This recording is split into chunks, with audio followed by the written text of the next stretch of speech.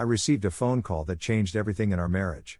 It revealed a shocking truth about my wife. I am currently 34 years old, and my wife is 31. We've been married for a little over 8 years and have been a couple for 10 overall. I would describe our marriage as extremely satisfying and completely fulfilling in every aspect. We enjoyed spending time together, had great physical chemistry, and were each other's best friends. I had complete trust in my wife, and she in me. Do you notice how I described everything in the past tense? You'll understand why in a moment. By choice, we hadn't started a family yet because we wanted to enjoy our lives for a while and save up for a down payment on a nice home. We purchased the house last year, and this year we had planned to start our family. However, that's definitely not going to happen now. I have a stable job and a good income, while my wife works as an elementary school teacher. She excels in her job, her students and their parents adore her. Keep all of this in mind as I share what happened next. Last Tuesday, I received a phone call from a woman who urgently requested that I call her back, as she had important information to share with me. I didn't recognize the name and I suspected it might be some kind of scam, so I deleted the message. Typically, when I receive such calls, I also block the number, but this time I forgot to do so. Later that day, I received another call from the same number, and I allowed it to go to voicemail. In the voicemail, the woman identified herself as the spouse of a former colleague of my wife who had recently passed away. She mentioned that she had some crucial information to convey and urged me to call her immediately. I didn't recognize the names of either of them, but I thought perhaps she was attempting to contact my wife to relay the news about his passing. I closed the door to my office and dialed her number from my personal cell phone. She answered promptly and didn't waste any time getting to the point. She first introduced herself and then proceeded to inform me that her husband had recently succumbed to cancer after battling it for over a year. I expressed my condolences, took note of his name, and assured her that I would inform my wife about his passing. She interrupted me and clarified that her reason for calling wasn't that. She then went on to explain that while receiving hospice care and nearing the end of his life, her husband had confessed to having a 3-year affair with my wife, spanning from mid-2015 through the summer of 2018. Hearing this news caused a surge of cortisol through my body, and my heart began to race. I was left in shock by her revelation, and I fell silent, struggling to find words. After composing myself, I inquired whether it could have been a result of medication-induced hallucinations. She assured me that she was absolutely certain, as she had later discovered hundreds of messages exchanged between them on her husband's laptop. She also found a disturbing video of their final encounter, which took place on August 17, 2018. As she spoke, I kept expressing my disbelief. I requested her to send me evidence and provided her with my personal email address. She proceeded to copy and send me some of the most incriminating messages they exchanged, but the video file was too large to be sent via email or text. I asked if she had a USB drive. She didn't, so she went out and purchased one.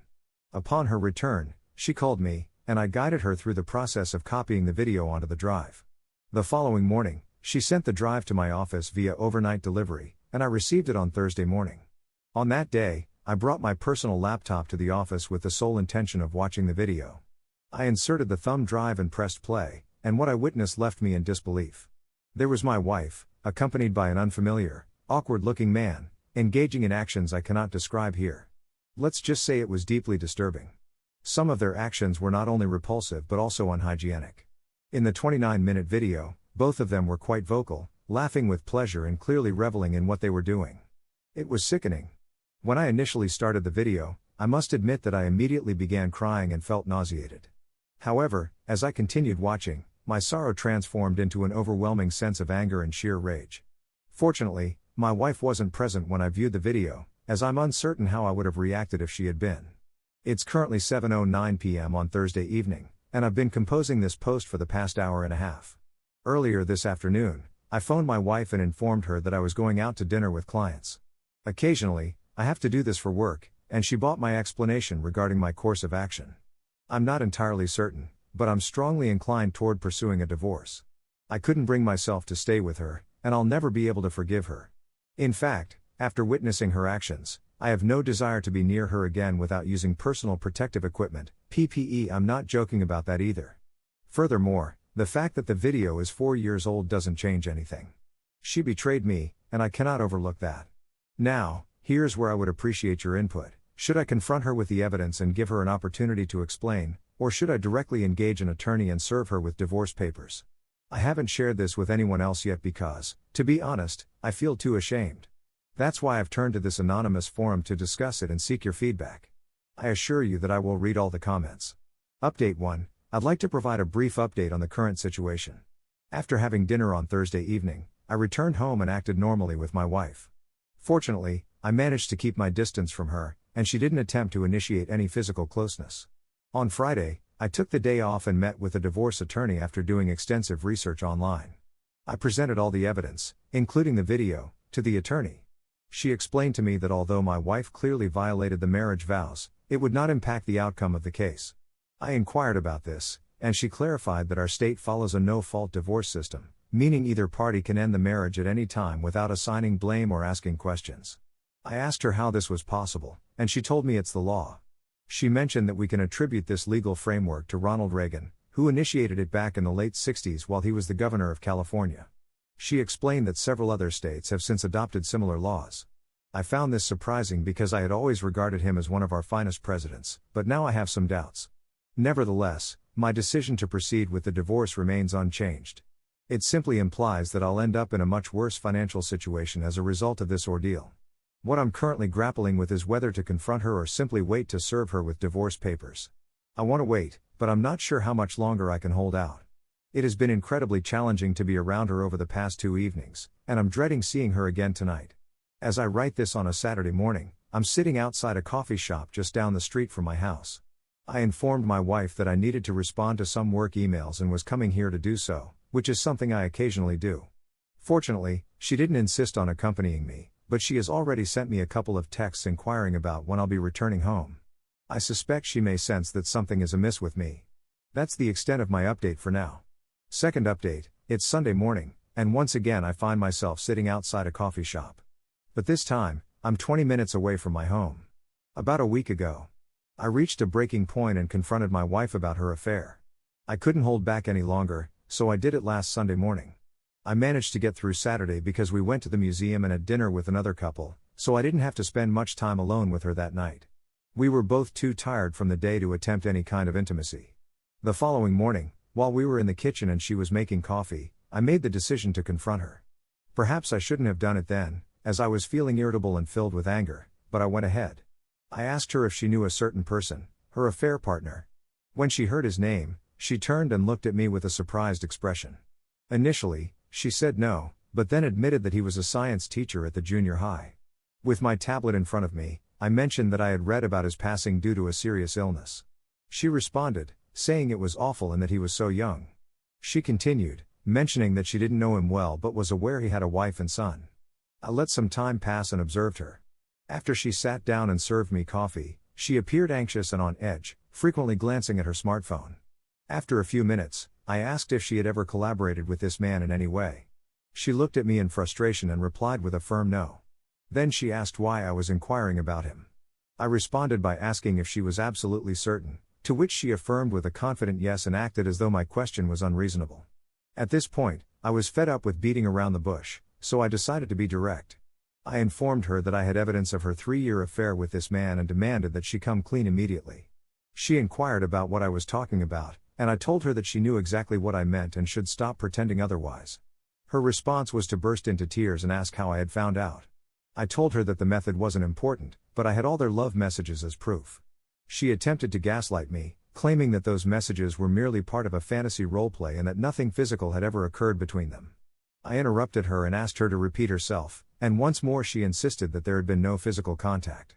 I then showed her the video of them together and pressed play, which caused her to lose her composure. She transitioned from denying any wrongdoing to apologizing and stating that it had all taken place 4 years ago and she had since changed as a person. Afterward, I stood up, left my seat, and walked out to the patio, with her trailing behind me. She was crying and pleading with me to talk, but I expressed my desire to be alone. She continued to cry loudly and raised her voice, repeatedly saying please, please, to avoid causing a scene in our neighborhood. I returned to the house. By that point, I was becoming increasingly angry and went into the bedroom to start packing. She tried to pull me away and hugged me in an attempt to prevent me from leaving. I warned her that if she didn't release me, I would send the video to her parents. Upon hearing this, she promptly let me go and lay on the bed crying and repeatedly apologizing. I completed my packing and left the house. When she asked where I was headed, I informed her that I'd be staying in a hotel for a while. I left her there crying and drove away. I drove to the same coffee shop where I am today, just down the road from my office. From there, I made a reservation at the hotel across the street and spent the morning contemplating my next moves. Throughout this period, my wife persistently called and texted me, but I didn't respond until I checked into the hotel at 3 p.m. during the call, which lasted nearly 2 hours. I informed her that I intended to divorce her and she should get prepared for it. The rest of our conversation was filled with her pleading with me and trying to change my mind. At one point, I asked her to explain her relationship with her affair partner. She stated that they both shared a specific disturbing fetish, and that was the extent of it. She explained that their physical actions held no emotional significance, attempting to prove it by criticizing the man's appearance. She insisted that I could see from the video how unattractive and emaciated he was. She argued that it was evident she would never leave me for him and their meetings were solely to satisfy the shared fetish, which she claimed she no longer had. In response, I suggested that she might have serious mental issues and advised her to seek professional help. Perhaps unwisely, she immediately embraced this statement and admitted that she might be insane for her actions. She then transitioned to emphasizing that all of this had occurred over 4 years ago and she hadn't thought about being with anyone else since. I countered by asserting that the only reason she ended the affair was that her affair partner moved 5 hours away to take a position in another school district. She attempted to convince me that she had ended it long before that, but I pointed out that the video was recorded the day before he and his family left town. She had no response, and it became clear to me that my wife was not only a cheater but also a habitual liar. On Monday of the past week, I met with my attorney to inform her of the weekend's events and express my desire to expedite the divorce process. She agreed to proceed and recommended that I cease all direct contact with my wife. Direct all future communications through her. She also cautioned against confronting my wife without witnesses, emphasizing the potential risks. She mentioned that she has dealt with numerous instances where husbands were wrongly accused in similar situations. I took her counsel seriously and informed her that I would follow this approach moving forward. So, that's the current situation. Everything has unfolded rapidly, and I haven't had the opportunity to grieve the end of my marriage. I don't feel too terrible at the moment, but I'm aware that it will catch up with me eventually. Third update: once I granted my attorney the permission to fast-track the divorce, I shared the news with my family, and they expressed shock and disappointment in my wife's actions. Their primary concern was my well-being, and I reassured them that I was coping. Nevertheless, they decided to visit me for a few days the following week. The following day, my mother-in-law, M, called me and apologized for her daughter's behavior. She inquired if there was any chance I might reconsider or take some time to think before proceeding with the divorce. I explained that I had already made up my mind and now just wanted an amicable divorce to move on. She understood my position, and we ended the call on good terms. During the following week, my parents arrived in town on Thursday and checked into the hotel where I was staying. I took Thursday and Friday off work to spend time with them, and we enjoyed sightseeing during the day and dining out at night. On Saturday morning, my mom informed me that my in-laws had reached out and wanted to meet my parents for lunch. I didn't see any issue with that, as our parents had maintained a friendly relationship since our marriage. Though they weren't exceptionally close, they exchanged pleasantries and stayed in touch periodically. I agreed to the meeting and suggested they gather at a nearby restaurant. While they were there, my mom called me and relayed that my in-laws wanted to see me. I invited them to come over to the hotel, and we arranged to meet on the back deck by the pool. We gathered, and it was pleasant to see them. My in-laws were not insistent at all. They expressed genuine apologies and concern for my well-being during our visit. They were considerate and didn't attempt to persuade me to reconcile with their daughter until near the end of our meeting. At that point, my mother-in-law M asked if there was any chance of forgiveness in continuing the marriage. I regretfully informed her that there wasn't any possibility. She accepted my response, acknowledging that she had to make the effort at least. I assured her that I understood her perspective. We exchanged hugs, bid our farewells, and they departed. That concluded our meeting. Now I must await the scheduling of the hearing to bring closure to this chapter and move forward with my life. Final update: a year later, I anticipated a swift divorce process due to our state's no-fault divorce laws, but it didn't turn out that way. I had to wait nearly 9 months for the hearing. I also mistakenly believed that no-fault divorcement meant a simple 50-50 split, but that wasn't the case. Despite covering 70% of the bills and contributing 85% of the assets, I still had to pay alimony. Instead of a 4-year alimony obligation, my attorney negotiated an additional lump sum payment of $29,000 paid to my ex-wife after we sold our house. It felt unfair to me. My attorney explained that I could have protected the assets I owned before the marriage, but my mistake was adding my wife as a joint owner right after we wed, resulting in a 50-50 split. All of that is in the past now, and there's nothing I can change about it. I'm just relieved that it's all behind me, and I'm a free man now. Regarding my ex-wife, we remained civil throughout the process. Although she continuously asked for a second chance right up to the divorce and for weeks afterward, she claimed to be infatuated with me and persistent in her pursuit. She hasn't been overly intrusive, but every few weeks she sends me a text reminding me that she still thinks about me and that she'll always be available if I change my mind. The strangest thing she asked last week was whether I'd be willing to have a child with her. I told her no, as we're divorced. She then inquired if I would be a biological material donor so she could have a child using my genetic material. I told her firmly that it's not going to happen, and if she wants to have a child, she should consider another relationship or explore the option of a donor. She insisted that she doesn't want another man, and if I won't be the father, she won't have children. That text exchange left me deeply concerned, and I hope she reconsiders her stance. While I do care about her well-being, I believe I'll need to cease communication with her the next time she reaches out. I plan to convey this message in a firm but gentle manner. Meanwhile, I intend to contact her parents and inform them about her recent behavior, hoping they can discreetly intervene and help resolve the situation. That's the update for now. I may have lost half of my net worth, but at least I've regained my freedom. Alright, that was a fun story. Now let's move on to the part 2. Let's dive in. It all began when my mother came to visit me at school, as she always did. She stayed in a nearby hotel during her visit. While we were having dinner, her phone kept receiving messages. At one point, when she thought I wasn't watching, she took out her phone and began texting someone, her hotel location and room number. This surprised me, and my heart started racing. After dinner, I pretended to head back to my apartment while she went to her hotel room. In reality, I drove to a quiet, secluded place and started crying. These events would eventually lead to the breakdown of my family and my close relationship with my mother. It's been more than a year since that crucial night, and I'm currently in my 3rd year of college. I'm facing a tough decision, whether to enter the NFL draft or complete my 4th year of college. My college coach is urging me to finish my degree, but I can't help but feel it's more for his benefit than mine. Deep down, I know that the best choice for me is to pursue an NFL career and start making a living. I really miss having my mother by my side, especially during my football games. When I was just 14, at that time, she never missed a game, not even a practice. I could always rely on her to be in the stands cheering for me, whether it was a cold winter day or a hot summer afternoon. She was my most devoted supporter. However, things changed when I discovered that she started a relationship with 2 of my teammates during an away game. It was incredibly embarrassing and made me consider leaving the program. Even though our relationship soured, my father, who had always been in the background and hadn't played a very active role in my life, encouraged me to stay on track. After the conflict, I decided not to let my mom attend any of my games. It was challenging, and it took a while to get used to her absence in the stands. To understand how this all started, let me give you some background. I have 2 older sisters, and I grew up in a household with both parents. My dad was a workaholic, and my mom worked part-time as an accountant while also being a stay-at-home mom. When I was about 14, I began to notice that my parents were gradually drifting apart.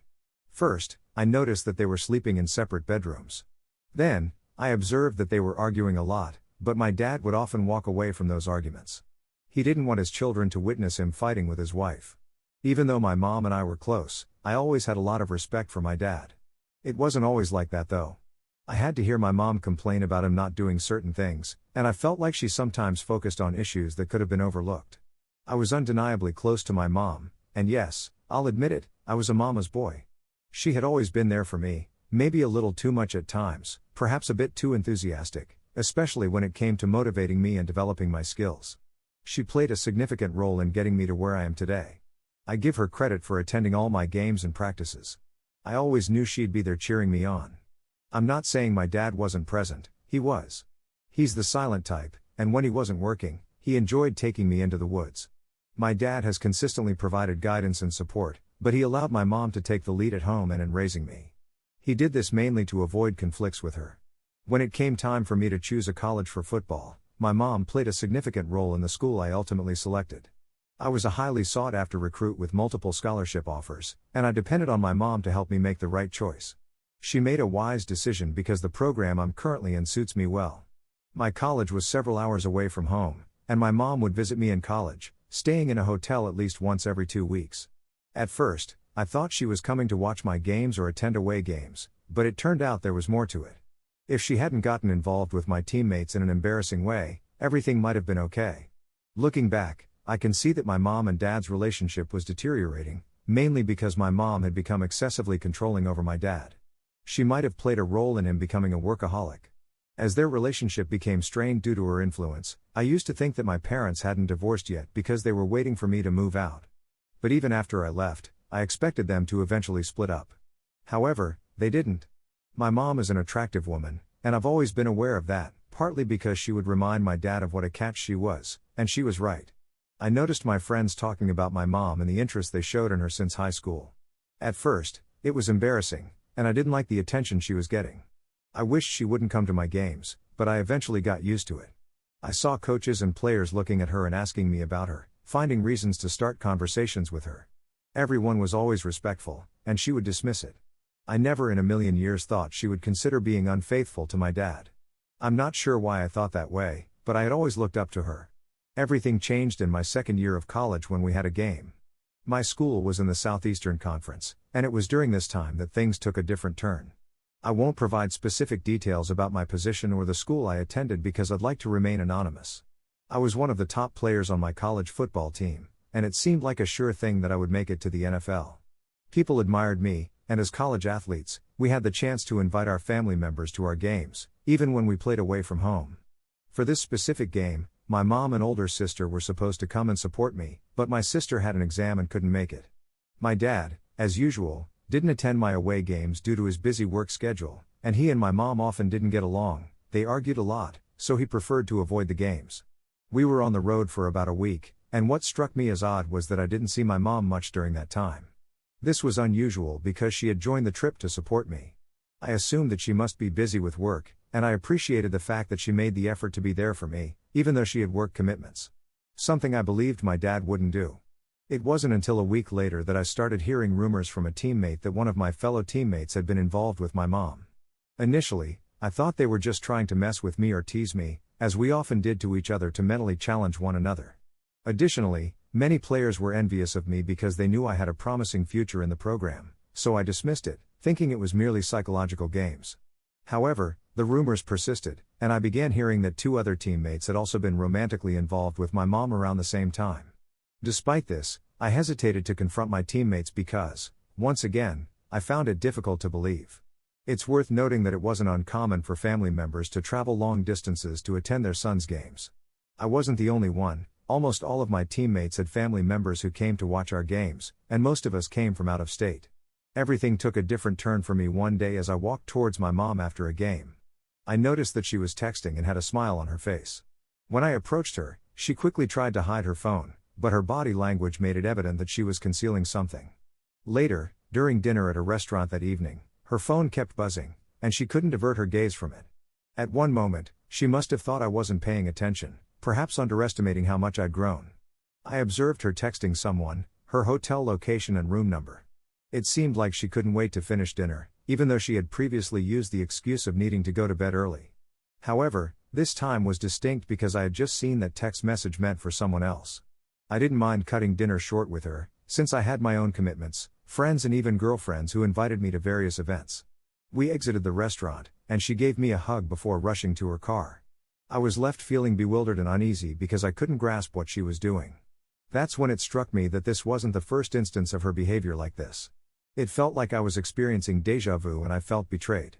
It was as though all along she had been coming to my school not to visit her son but to be with someone else. When I discovered that my mom was being unfaithful to my dad, a whirlwind of emotions overwhelmed me. Initially, disbelief washed over me like an icy wave. It was impossible to comprehend that the woman I had admired and loved my entire life, my own mother, could betray my dad in such a manner. As the shock faded, anger flared up inside me. I was furious with her for jeopardizing our family, for betraying my dad, and for putting me in the middle of it all. Anger also swirled towards the teammates involved, for breaking a trust I didn't even realize was at risk. Sadness and pain followed as I experienced a deep sense of loss. The family that I had always known, the stability that I had taken for granted, was now shattered. It was as if a piece of my heart had been ripped away, leaving an ache that felt insurmountable. Confusion gnawed at me. I had so many questions: why she did it, how long it had been happening, and how I could have been so unaware. I felt like I was lost in a maze of secrets and desperately wanted to understand it all. Guilt also crept in. I wondered if I could have done something differently, if I had missed any signs, if I had played a role in this situation. It was a persistent, self-doubting feeling that was hard to shake off. All these emotions tangled together, creating a tumultuous storm inside me.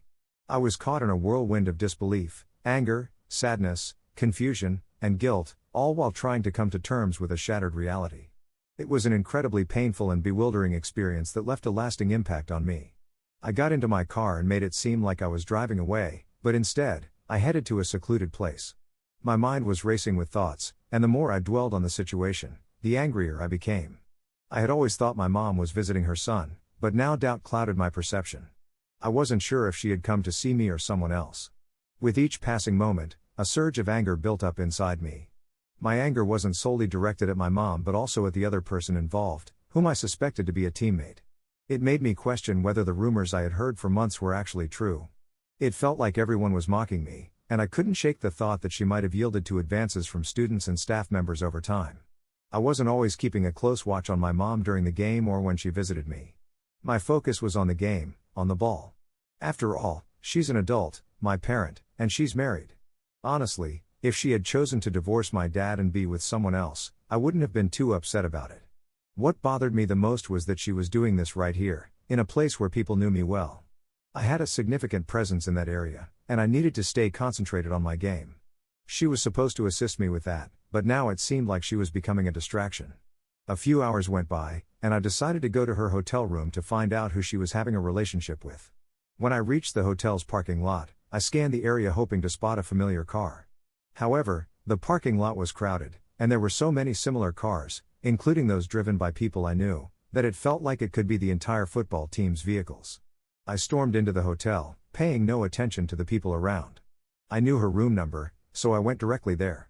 I pounded on the door without worrying about the commotion. It took a while, but she eventually opened it. She stood there with her hair in disarray, gazing at me as if I were the one who had lost my mind. I moved her aside to enter the room and find out who she was with. She tried to block me, but I went into the room and found no one there. That's when I noticed the bathroom door was closed and locked from the inside. So, I forcefully crashed into it several times until it finally gave in. By this point, my mom was screaming, and to my surprise, I discovered not just one teammate but two in the bathroom. It turned out to be one of the guys who had been rumored to be involved with her and another friend who always hung around with him. I knew this second guy as someone who was known for dating girls around the college. He was an average player who occasionally made significant plays but had no real future in football. The fact that he had pursued my mom instead of anyone else struck me as jealousy over my future and success. I lost control and immediately got into a physical altercation with both of them. They couldn't handle my anger, and one of them fled the scene. I continued to confront the other guy, striking him in my rage. My mom and another person, who must have heard the commotion, stepped in to restrain me. I wasn't sure who the man was, but he urged me to leave quickly, explaining that someone might have called the police and I could risk getting arrested. He appeared to recognize me or know me from somewhere. At this point, my mom was in tears, pleading with me to leave. I left my teammate in a severely injured state as I exited the hotel room and got into my car. Before I departed, I couldn't contain my anger and told my mom that I was cutting ties with her. My fury toward her was just as strong as it was toward him. I took his actions personally because I believed it wasn't about love for him, it was an attempt to disgrace me. As I drove back to my apartment, I called my dad and shared everything with him. Surprisingly, he was the one who managed to calm me down. He acted as if it wasn't a significant issue and reassured me that it wasn't about them but about me. He stressed that I was the star, the future, and that there would always be challenges and obstacles trying to bring me down. What truly mattered was how I handled those situations. The aftermath of the incident was overwhelming. I was informed that the police were searching for me, and the teammate I had fought with was considering pressing charges. He used his connections to make the legal problems go away, sparing me a visit to the police station. The coach then had a private conversation with me and assured me that he would have done the same thing in my position. He echoed the sentiments my dad had shared, emphasizing that I was the star player and that others with no real future in the sport might attempt to undermine me. He also shared his own past, explaining how his first wife had been unfaithful and why he had difficulty trusting women. Following our conversation, he made it seem like I might have been reacting strongly to the entire situation, but he did acknowledge the humiliation I had experienced. He pledged to do his best to remove those teammates from the program, and he followed through a few months later with this assurance. I felt a sense of duty to remain in college for one more year instead of immediately entering the NFL draft. My siblings got wind of the story, and everyone distanced themselves from her. My dad initiated divorce proceedings, and I haven't communicated with her since, despite her attempts to reach out. If she had been involved in an affair during her own time when she wasn't using a visit to me as an excuse, and especially not with two of my teammates, maybe I wouldn't be as upset as I am with her. She nearly got me expelled from the program and derailed my future. While I do miss her presence at my games and the support she used to provide, it will take some time for me to heal from all this and rebuild a relationship with her. I don't typically hold grudges, and I didn't expect this one to last almost a year. Currently, I've already forgiven her, but it's challenging to rebuild our connection because being in the same program with people who are aware of what happened constantly reminds me of it. I won't allow this incident to alter my career path because I'm stronger than that. People may still ridicule me and gossip about me, but my resilience can handle it all. Changing my career trajectory due to my mom's actions and two teammates who won't have a significant impact in the long run would reflect weakness on my part. I'm eager to enter the NFL draft this year and leave all this in the past, but I also feel a sense of gratitude toward my coach for his support and guidance. I like to believe that there are a few more things I can learn and achieve before moving on. Thank you for watching. Please like and subscribe for more videos.